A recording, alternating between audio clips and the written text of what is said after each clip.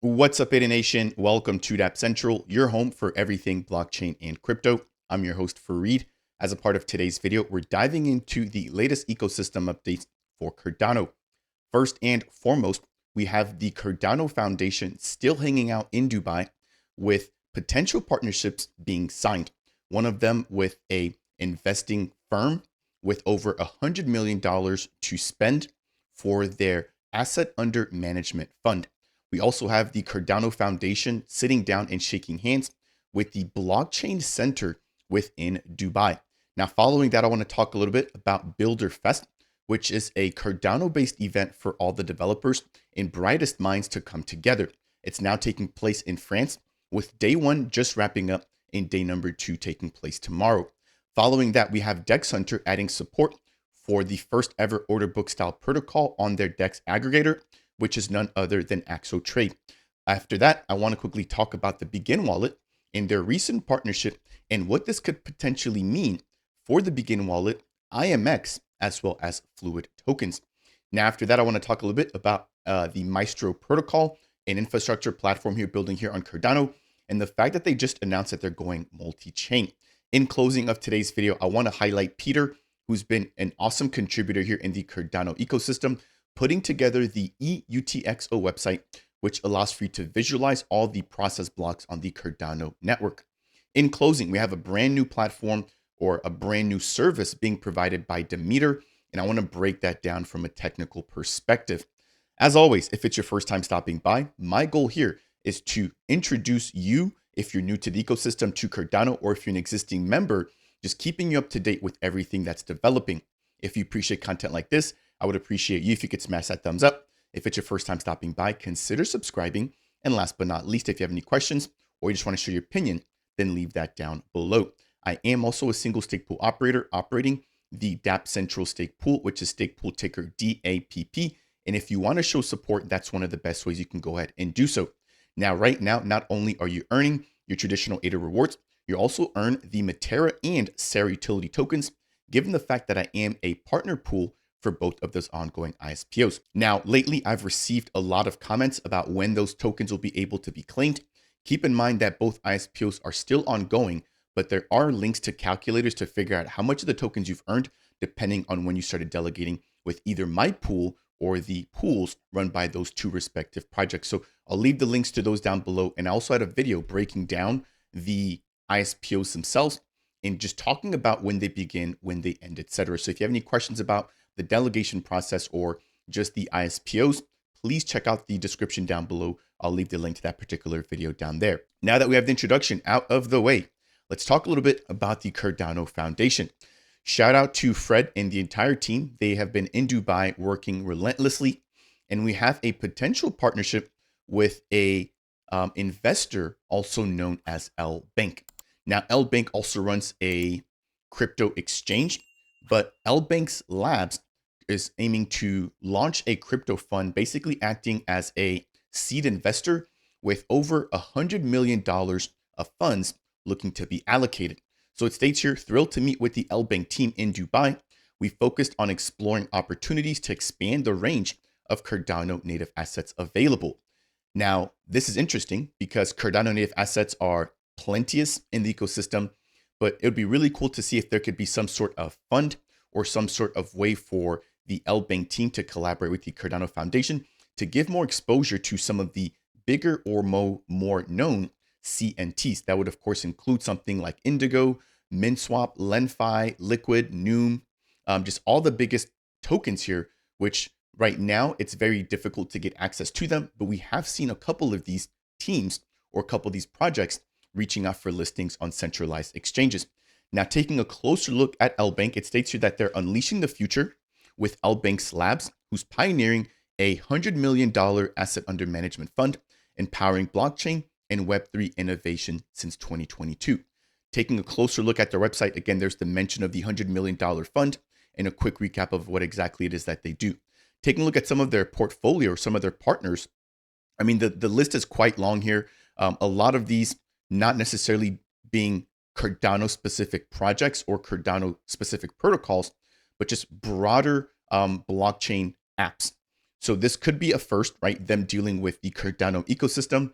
And again, taking a look at just what Frederick mentioned with reach with specifics to Cardano native assets, this could be much more than just bringing Cardano or ADA to the masses. So I'm excited to see that.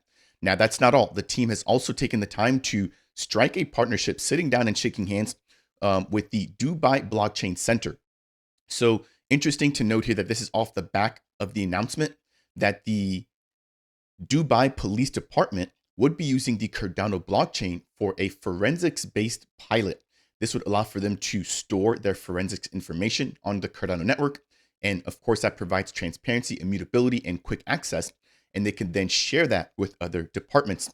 So there's no sort of highlight here as to what this particular partnership entails with the Dubai Blockchain Center, but this does look to be separate than the partnership or the sit down that was struck with the police department. Now, shout out to Kaizen Crypto, fellow content creator here, who was actually in attendance, right? Which is how he was able to grab this picture at the Blockchain Center. So really cool to see there. Again, shout out to the entire Cardano Foundation. We just saw them launching Pragma, a member-based organization to empower or to expose some of the most important open source projects in the Cardano ecosystem. In addition, of course, we've seen them stating that they have a couple of states within the United States that have knocked at their door, suggesting or asking for a lightweight blockchain voting solution, which could potentially be filled by Cardano. So the Cardano Foundation really doing a lot here. As a brief reminder, the 2024 Dubai Summit or the 2024 Cardano Summit is taking place in Dubai. And again, it's no coincidence that the team has been in Dubai making some of these partnerships. So again, I think there's been a huge focus on Dubai. They are extremely crypto friendly, and it's good to see that the Cardano Foundation is sort of front running, right, the narrative around Dubai and crypto adoption there. If they're able to land some of these more solid partnerships before other projects sort of catch wind, I think this could set up Cardano for a really long winning streak. Next, we have some updates surrounding BuilderFest. So this is the first ever time that this event has taken place. And right now, they have just wrapped up day number 1 in France. So this is the agenda, quite a bit to sort of talk about here. But if I just back up a little bit, the BuilderFest is essentially just a Cardano community event, bringing together the biggest and brightest minds when it comes to developers. So day 1 was made up of presentations. Some of the speakers included Sebastian Bode, Pi Lanningham from the Sunday Swap team, Adam Dean, who's contributed quite a bit here, Michele Luca, who I believe has contributed to Icon, just to name a few. So really interesting lineup here when it comes to the developmental space. And then day number 2 will be an open space where the developers can sit down, chat with one another, and begin to share code or even just dive deeper into solutions that were presented on day 1. Now, taking a look at the agenda here, again, this was just for day 1, which is now officially over. We have some topics surrounding EUTXO management, frameworks for RWAs, serverless blockchain talks, talking a little bit about front-end frameworks and reliable dApps, as well as talks surrounding chaining, ZK rollups, and Plutus compiler. So again, not my wheelhouse personally, but it's good to see that there is a community that is able to meet now and really sort of share ideas amongst one another. I've got a quick video I want to go ahead and just quickly play here. As you can see, the event pretty packed, a lot of interaction going on. Looks like a really good time, good drinks, good food, all of that good stuff there. So want to quickly touch on that. Really insightful. One thing that I would love to see, hopefully for next year, is a recorded version, right? So where people that maybe aren't in France have the ability to tune in, listen, and hopefully get some value out of some of these more technical talks. Next, we have an update surrounding DexHunter. It's a pretty short one, but we have the support for AXO Trade as the first ever order book style DEX being added to the DEX aggregator. So DexHunter has been around. They are, I believe, the largest DEX aggregator right now in the ecosystem. And right now you can only swap or use AMM style protocols when you route your swap or execute your swap using the DexHunter interface. Now we have had 2 order book style DEXs launch on the Cardano network very recently. We had AXO Trade in February of 2024. And then before that, in December, we had the launch of Genius Yield. So we have AXO being integrated tomorrow on April 24th. And the team has confirmed that they are working on integrating the Genius Yield protocol here very, very soon as well. Next, we have a quick update surrounding the Begin wallet and a partnership that was recently struck with IMX, an identity solution building here on Cardano, as well as Fluid Tokens, a lending and borrowing protocol for NFTs and fungible assets. Now, I just sat down with the Begin wallet team to talk about their wallet, some of the existing features, for example, like the ability to set alerts, the ability to, of course, send and receive, as well as stake directly from within the wallet. But then we also talked about their future plans. Now, they've recently also open sourced the core portion of the code for their wallet, allowing for anybody who wants to get a better understanding from a developer's perspective as to how the wallet runs. And then even maybe just double checking the security, right? You can now do that given the fact that it has been open sourced. Now, with their partnership with IMX and Fluid Tokens, it's an interesting one because IMX is providing identity solutions, which we all know could be critical if integrated correctly within a wallet. In addition, we have Fluid Tokens providing lending and borrowing services, and that could potentially be integrated directly into the Begin wallet, or there could be some sort of pipeline to make it easy, right, to tap into the value of your NFTs or your fungible tokens through the use of Fluid Tokens. Now, in addition, we've seen the Fluid Tokens team going multi-chain. There's also another project that I'm talking about that's gone multi-chain in just a minute here, but all these projects beginning to, number one, co-mingle, but then number two, expand their reach. We also have IMX partnering up with Fluid Tokens and EndMaker for Finest Tokenized, which is focusing specifically on RWAs. So a lot of cross-pollination or a lot of cross-collaboration between projects in the ecosystem.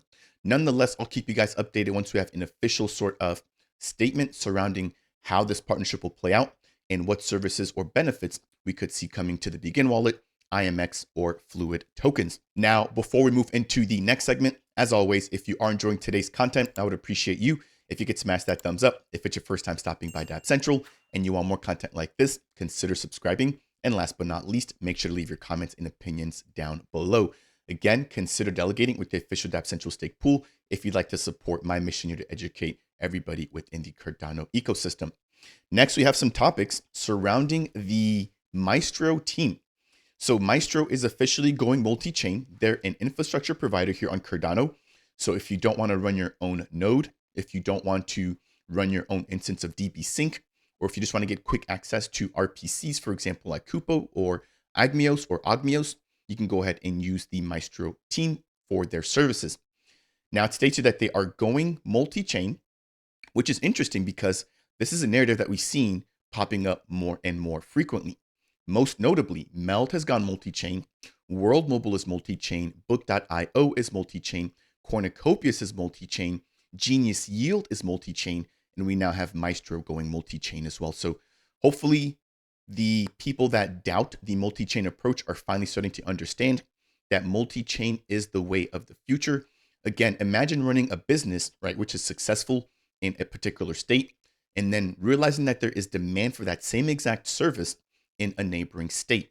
It would only make sense that you expand the business, right? If you had the capital, the infrastructure, and the resources to do so, right? It only makes sense to expand your offering, therefore bringing more revenue back over into the protocol, which should hopefully provide more value, right, to potential token holders. Now, in this case, Maestro doesn't actually have a token, but it's just to draw the illustration there for you guys. So hopefully you guys understand that there.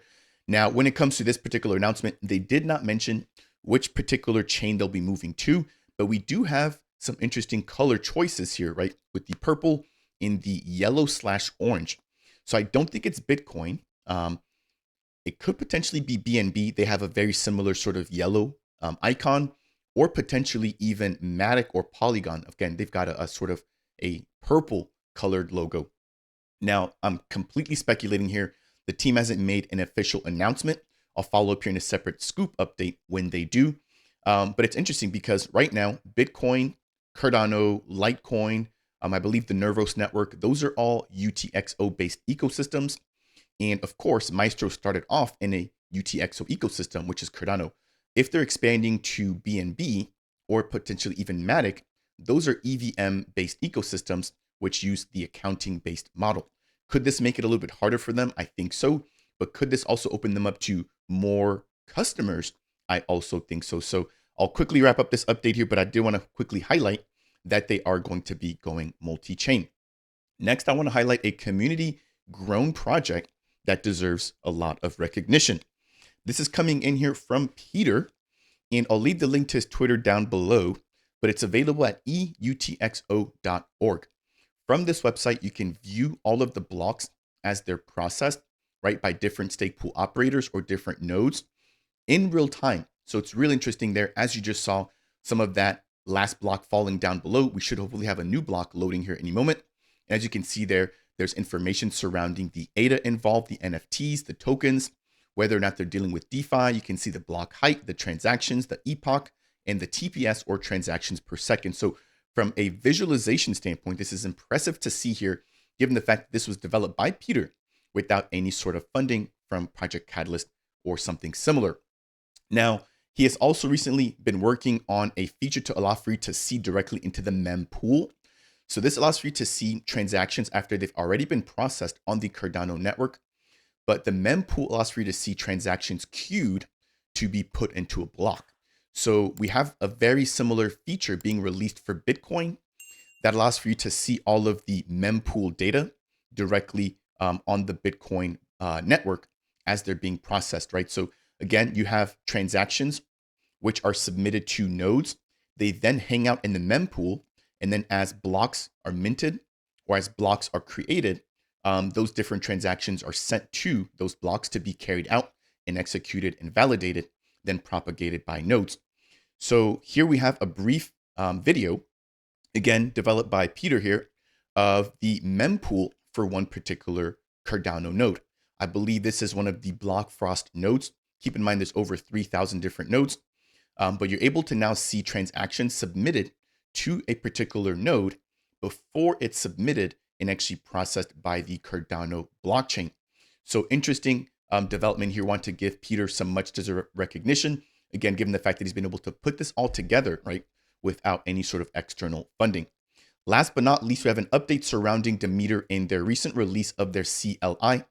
So I just spoke a little bit about the Maestro protocol, and Demeter does something very similar. So they provide middleware services for dApps or projects that want to build on Cardano without running their own hardware or their own infrastructure. Now, it states that you can now build and deploy dApps on a single platform with Demeter, again, reducing the effort and improving the scale for a particular protocol, therefore allowing them to more or less focus on their actual core offering, as opposed to focusing on running a node, running DB Sync, and doing all of that extra stuff. Now, the Demeter team has just released their command line interface, which allows for you to download or install their product, quickly giving you access to the entire Cardano blockchain, DB Sync, and just the ability to query all the data that's processed on the Cardano network. Now, if I jump over here, there are two examples I want to quickly talk about, where we have the current way that development is done and the current sort of assets that a development team has to keep track of. And so here we have a node, right, which is just the software that is connected to the Cardano network. And the node is basically there to process transactions or there to process blocks if you're selected. Now, this basically is how the ledger or the blockchain is maintained and propagated, given the fact that we have over 3,000 nodes. Now, in order to actually grab data from a node, you have to use what is called or known as DB Sync. So DB Sync allows for you to query, right, or basically put together questions about data on the node, and then that's returned back over to DB Sync, or that is returned or can be given over, I should say, to a project that needs that data. Now, we also have Ogmios, Kupo, and Marlow. These are all essentially RPCs or remote procedure call platforms that allow for you to interact with the node from a remote server. Now, the current way that development teams have to manage a lot of this is that they have to manage all of this here in addition to their protocol. So they have to worry about version upgrades because the node is always getting upgraded. They have to worry about monitoring, so making sure that things are performing like they should be. They have to worry about backing up data temporarily. They also have to worry about load balancing, making sure that the nodes or the services that they use aren't being spammed in one particular way. They want to basically load balance that traffic. And then there's also high availability standards, right? So making sure that the node is actually up and available when it needs to be. And then last but not least, security, making sure that all of the infrastructure that the Dapp uses doesn't become compromised or exposed to bad actors. So that's how things currently work. However, with Demeter, they basically act as a middleman. So here they provide their command line interface, which allows for you to quickly interact with all of the different sort of nodes or services that they already manage. So you no longer have to worry about running a node. You no longer have to worry about DB sync and all these different things. They already run instances, and through the Demeter CLI, you can query the node. You can use DB sync. You can make or send transactions using Ogmios or Kupo. You can do all of that through the interface or through the service that Demeter provides. So hopefully that makes sense. Again, very similar to Maestro. And here on the services page, again, you can see that they provide nodes. They've also got indexers, and they've also got RPC services. So pretty interesting update to see here from the Demeter team, really simplifying development here going on in Cardano. So that will do it here for today's Cardano scoop, highlighting and talking about the Cardano Foundation, striking a partnership with the Dubai Blockchain Center, and potentially another with L-Bank, as well as BuilderFest Day 1 wrapping up with day number 2 taking place tomorrow. We then talked about DexHunter, Begin Wallet, Maestro, EUTXO.org, and then we just wrapped up by highlighting Demeter in their recently released CLI. I hope you guys learned something along the way. If you did, I would appreciate you if you could smash that thumbs up. If it's your first time stopping by Dapp Central and you want more content like this, breaking down everything going on in Cardano, consider subscribing. And last but not least, if you have any questions for me, then make sure to leave a comment down below. That said, and as always, I'll see you guys in the next video.